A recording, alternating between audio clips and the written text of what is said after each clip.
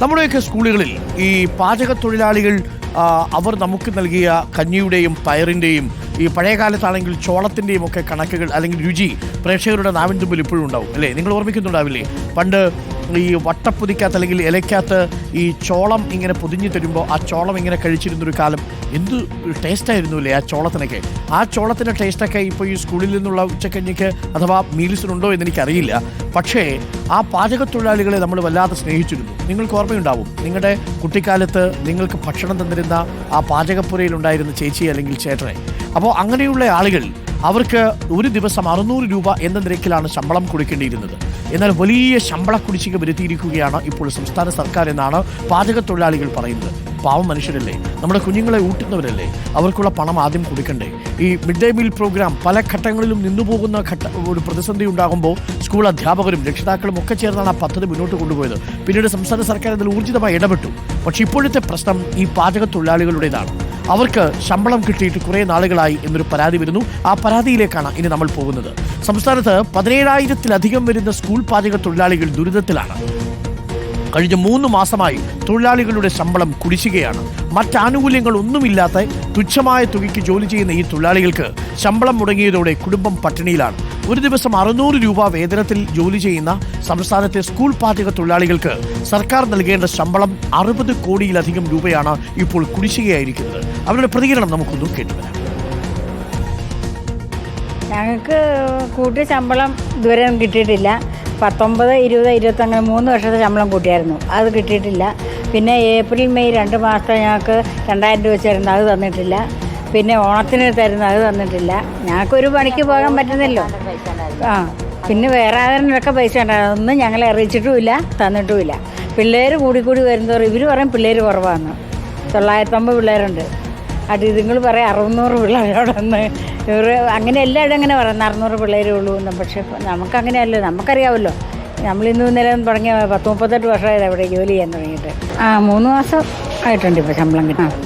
കടം മേടിക്കുക അല്ലാതെ എന്നാ ചെയ്യുന്ന. സന്ദീപ് രാജാക്കാട് ചേരുന്നുണ്ട് കൂടുതൽ വിവരങ്ങളുമായി. സന്ദീപ്, ഇപ്പോൾ ഈ നമ്മുടെ പാചക തൊഴിലാളികൾ പറയുന്നതനുസരിച്ച് അവർക്ക് 3 മാസത്തെ ശമ്പളം കുടിശ്ശികയുണ്ടെന്നാണ്. നമുക്കറിയാവുന്നതുപോലെ ഇവർക്ക് ഒരു ജോലിയുമില്ല, അവർക്ക് വേറെ ഒരു ആനുകൂല്യവുമില്ല. അവർ ഈ വരുമാനം മാത്രമാണ് ആ കുടുംബം പലരും ആശ്രയിച്ച് കഴിയുന്നത്. ഇത് കേരളത്തിലുടനീളം പാചക തൊഴിലാളികൾക്ക് പണം കിട്ടാത്തതാണോ? ഇതൊരു ജില്ലയുടെ മാത്രം പ്രശ്നമാണോ സന്ദീപ്? ഡോക്ടർ അരുൺകുമാർ, ഇതൊരു ജില്ലയുടെ മാത്രം പ്രശ്നമല്ല, ഇത് കേരളത്തിലാകെയുള്ള ഏതാണ്ട് 17,000-ഓളം വരുന്ന ഈ തൊഴിലാളികളാണ് ഈ സ്കൂൾ പാചകവുമായി ബന്ധപ്പെട്ട് ജോലി ചെയ്തുകൊണ്ടിരിക്കുന്നത്. അവരുടെ എല്ലാവരുടെയും അവസ്ഥ ഇത് തന്നെയാണ് എന്നുള്ളതാണ്. ആ ബൈറ്റിൽ അവർ പറയുന്നൊരു പ്രധാനപ്പെട്ട കാര്യമുണ്ട്. നമുക്കറിയാം, നമ്മളൊരു കല്യാണ വീട്ടിൽ 1000 പേർക്കോ ഇല്ലെങ്കിൽ ഒരു 500 പേർക്കോ ഭക്ഷണം പാകം ചെയ്യണമെങ്കിൽ എത്ര തൊഴിലാളികൾ, എത്ര ആളുകൾ ഉണ്ടാവും ഒരു കാറ്ററിംഗ് സർവീസിനെ ഏൽപ്പിച്ചു കഴിഞ്ഞാൽ. ഇത് 600-ലധികം വരുന്ന കുട്ടികൾക്ക് ഇല്ലെങ്കിൽ 900 വരെ വരുന്ന കുട്ടികൾക്ക് ഭക്ഷണം പാകം ചെയ്യുന്നതിന് ആകെയുള്ളത് 2 പേരാണ്. ഈ 2 പേരാണ് നേരം വെളുക്കുമ്പോൾ മുതൽ ഉച്ചയ്ക്ക് മുമ്പ് ഈ ഭക്ഷണമെല്ലാം കൃത്യമായി പാകം ചെയ്ത് അവർ തിരിച്ചു പോകുന്നത്. ഇവർക്ക് 600 രൂപ വെച്ച് ശമ്പളം നൽകുന്നു എന്ന് പറയുമ്പോൾ പോലും അത് അവധി ദിവസങ്ങളിലില്ല. ഈ വന്ന് ജോലി ചെയ്യുന്ന ആ ദിവസത്തിൽ മാത്രമാണ് ഉണ്ടാവുക എന്നുള്ളതാണ് ഏറ്റവും പ്രധാനമായി നമ്മൾ മനസ്സിലാക്കേണ്ടത്. അത്തരത്തിൽ ജോലി ചെയ്ത ശമ്പളം, അതും 600 രൂപ എന്ന് പറയുന്നത് വളരെ തുച്ഛമായിട്ടൊരു തുകയാണ് ഇന്നത്തെ കാലഘട്ടത്തിൽ. ആ തുക പോലും കഴിഞ്ഞ 3 മാസമായി കുടിശ്ശിക വന്നിരിക്കുന്നു എന്നുള്ളതാണ് ഏറ്റവും പ്രധാനപ്പെട്ട കാര്യം.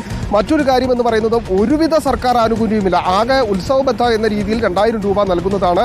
അത് കഴിഞ്ഞ ഓണക്കാലത്ത് പോലും ശമ്പളവും ഈ പറയുന്ന ഉത്സവബത്തയും നൽകിയിട്ടില്ല എന്നുള്ളതും മറ്റൊരു പ്രധാനപ്പെട്ട കാര്യമാണ്.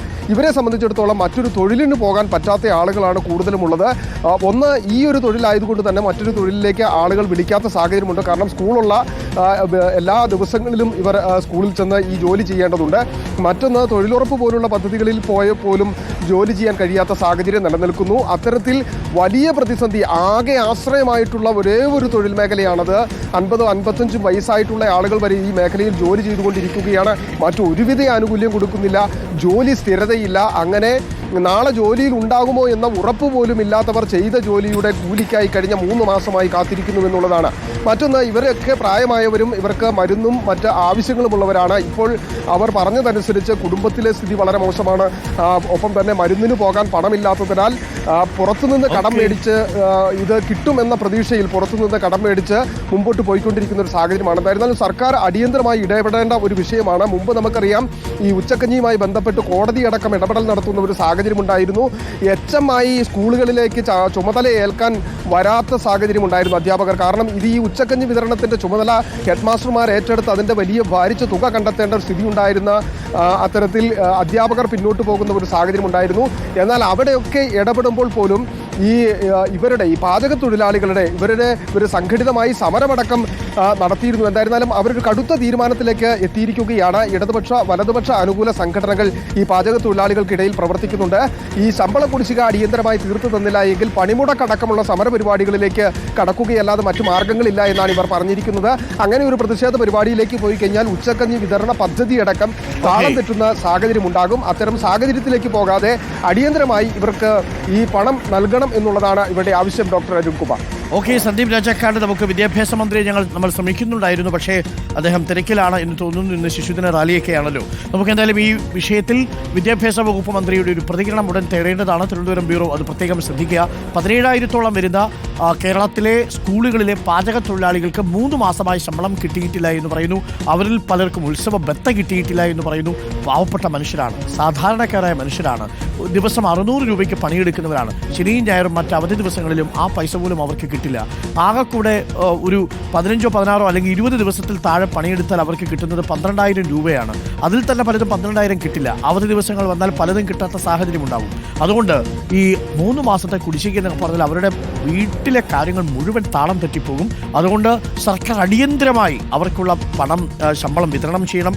ഗിരീഷ് പറയുന്നു സ്കൂൾ പാചക തൊഴിലാളികൾക്ക് മാത്രമല്ല KTDC-യിലും 3 മാസമായി ശമ്പളം ചെയ്തിട്ടുണ്ട്. അത് ശരി, അപ്പോൾ ശമ്പളമൊന്നും കാര്യമായിട്ട് കിട്ടുന്നില്ല അല്ലേ? അതെന്തായാലും സർക്കാർ ശ്രദ്ധിക്കേണ്ടതുണ്ട്. പ്രത്യേകിച്ച് വിദ്യാഭ്യാസ വകുപ്പ് ഈ സ്കൂൾ പാചക തൊഴിലാളികളുടെ ശമ്പളം കൃത്യമായിട്ട് കൊടുത്തു തീർക്കണം. അവർ കുഞ്ഞുങ്ങളെ അത്രയധികം ഇഷ്ടപ്പെടുന്നവരാണ്, ഇത്രയും അധികം കുഞ്ഞുങ്ങളെ ഊട്ടുന്നവരാണ്. അവർ വളരെ സാധാരണക്കാരായ മനുഷ്യരാണ്. മറ്റു വരുമാന മാർഗ്ഗങ്ങൾ അവർക്കില്ല. അവർക്ക് കാര്യങ്ങൾ നടന്നു പോകണം. 3 മാസത്തെ കുടിശ്ശിക എന്നൊക്കെ പറഞ്ഞാൽ അത് വലിയ കഷ്ടമാണ്. 1 മാസം പോലും കുടിശ്ശിക ഇടരുത്. ചെറിയ തുകയാണല്ലോ, ആ തുക അവർക്ക് കൊടുത്തു തീർക്കുക എന്നുള്ളതാണ്. സർക്കാർ അടിയന്തരമായി തന്നെ അത് ചെയ്യണം. ഒരു പ്രേക്ഷകൻ പറയുന്നു നവകേരള ബസ് വിറ്റിട്ട് ശമ്പളം കൊടുത്തൂടെ എന്ന് ചോദിക്കുന്നു.